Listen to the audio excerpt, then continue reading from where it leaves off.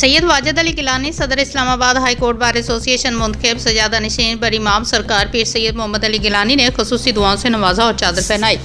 Islamabad high court bar association के election का इनेकाद 22 फरवरी 2025 को हुआ, जिसमें Syed Wajid Ali Gilani advocate supreme court of Pakistan भारी अक्सरियत से सदर Islamabad high court bar association मुंतखब हो गए। इस मौके पर सजादा नशीन दरबार हजरत बरी इमाम सरकार पीर सैयद मोहम्मद अली गिलानी खुसूसी तौर पर तशरीफ़ लाए और सैयद वाजिद गिलानी की कामयाबी पर उन्हें मुबारकबाद पेश की और दरबार शरीफ से लाई की चादर पहनाएगी।